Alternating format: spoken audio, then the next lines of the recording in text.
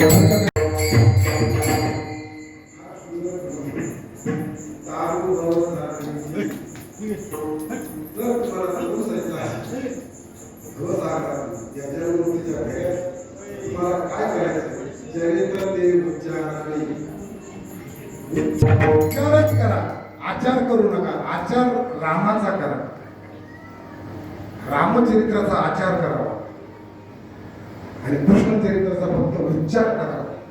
आणि कृष्णचरित्राचा उच्चार करायचा कोणत्या चरित्राचा करायचा?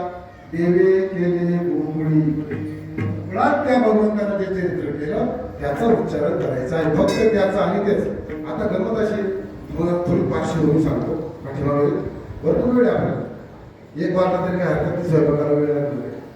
2-3 तास सगळे सुटले.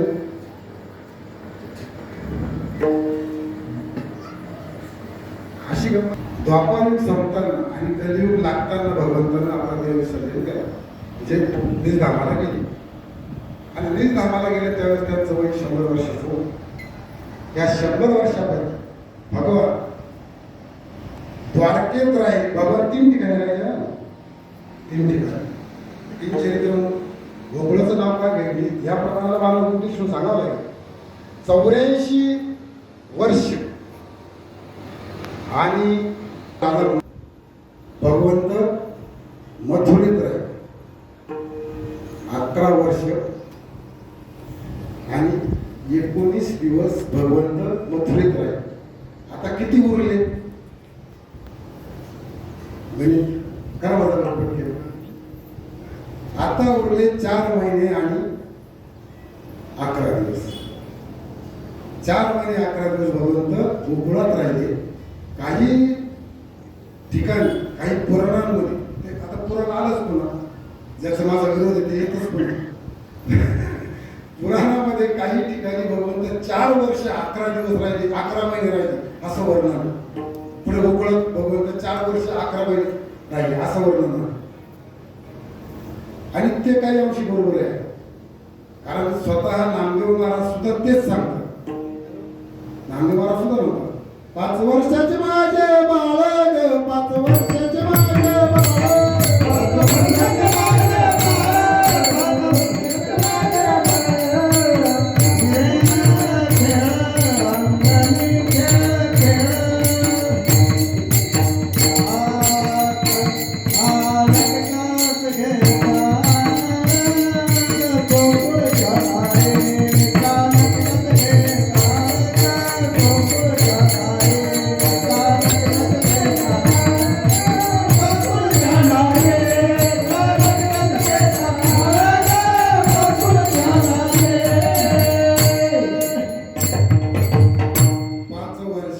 माझे बाळ अंगणी खेळ हा खेळ का लटकाची घेताळ गोकुळाच्या नारी.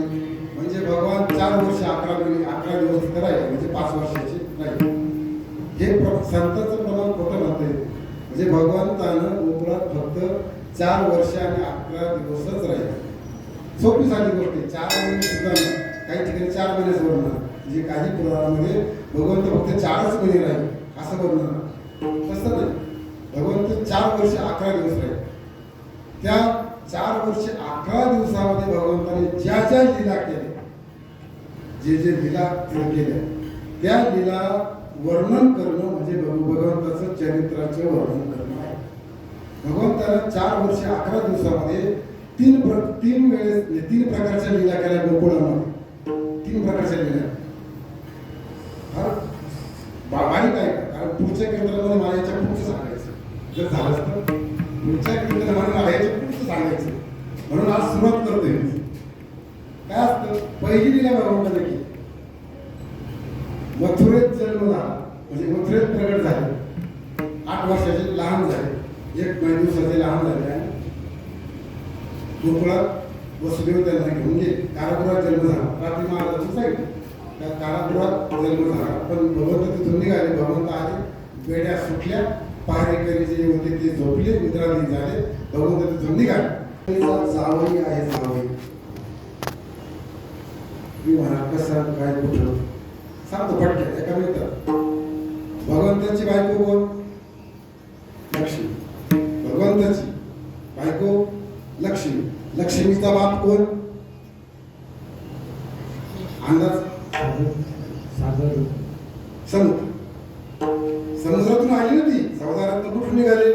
मंथन करून समुद्रात. त्यात लक्ष्मी एक रत्न. लक्ष्मीनं कोणाला माळ घातली?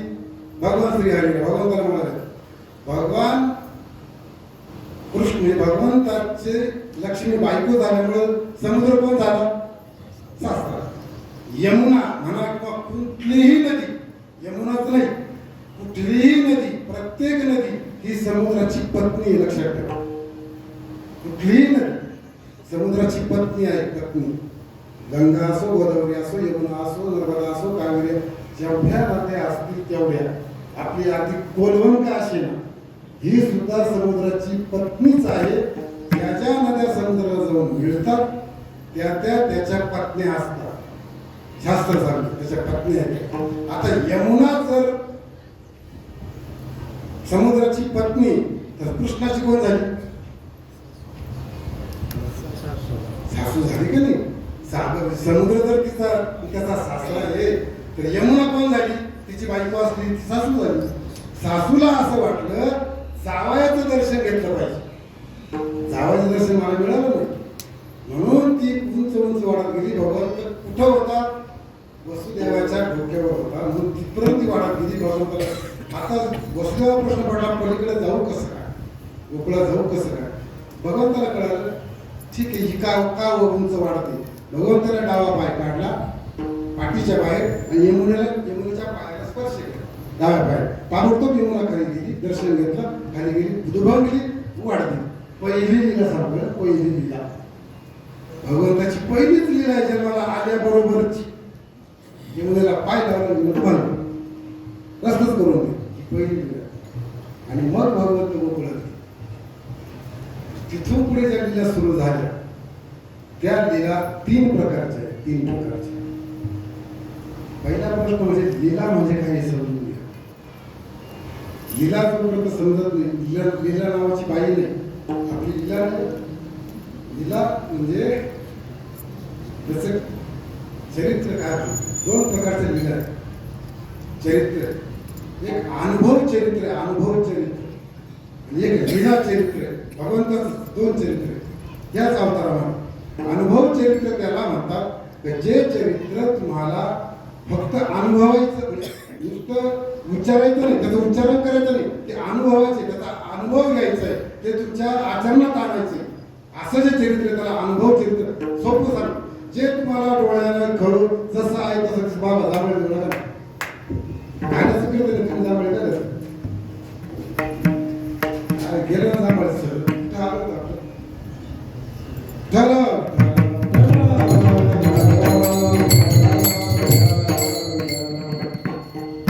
अनुभव चरित्र म्हणजे सोपं सांगतो, जे डोळ्याने दिसतं ते खरं आहे असणं, खरंच असणं आणि तसंच तुम्ही वागणं, याचं नाव अनुभव चरित्र. अनुभवाला जे आलं, तुम्हाला जे डोळ्याने बघितलं, ते इंद्रिय शक्तीच्या डोळ्यातून तुम्ही जे बघितलं, ते अनुभवाला जे आलं ते प्रत्यक्षात खरं असणं, याचं नाव अनुभव चरित्र. आणि लीला चरित्र म्हणजे काय? जे डोळ्याला दिसतंय पण ते खरं नसतं. जे डोळ्याला दिसतं त्याला जे केलं ते डोळ्याला दिसतंय आपल्या, पण ते तसं नसतं, ते तसं नसतं. त्याचं नाव आहे लीला चरित्र. त्याला लीला चरित्र म्हणतात. दिसतं खरं पण ते खरं नसतं, आपल्या दृष्टीनं ते खरं नसतं. त्याचं नाव लीला चरित्र, याचं नाव लीला. लीला म्हणजे जी गोष्ट दिसती ती गोष्ट तशी नाही. सोपी भाषा वापरतो, जी गोष्ट दिसती ती तशी नसते, याचं नाव लीला.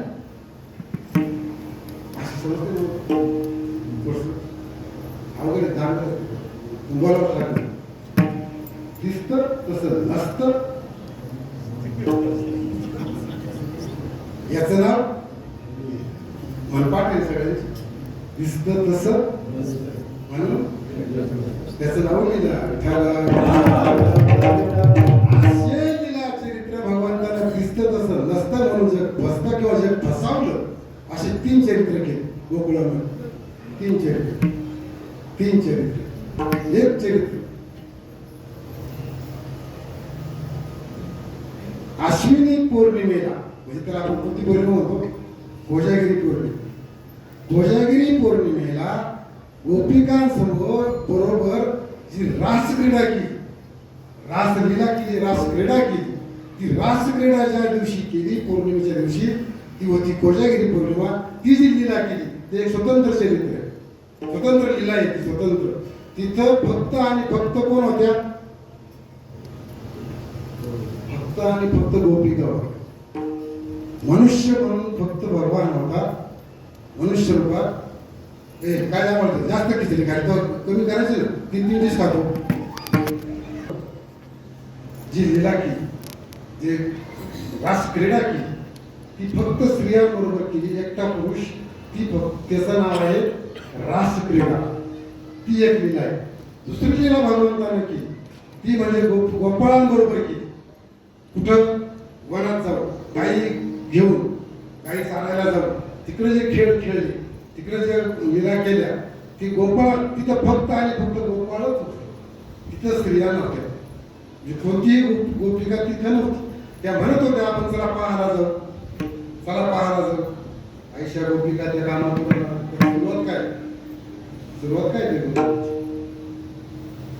चेंडू चौगुण खेळती वाळवून गाई गोपाळ या भूमीच्या तटी येती पाणी या मिळून जग जेठी चेंडू चौगुण खेळती वाळवंटी चला चला म्हणती. येस मराठीसाठी नारायण राजगुरू दिंडोरी. अशाच प्रकारच्या ताज्या घडामोडींसाठी yes Marathi news YouTube channel share करा, सबस्क्राईब करा, लाईक करा आणि पाहत राहा येस मराठी न्यूज.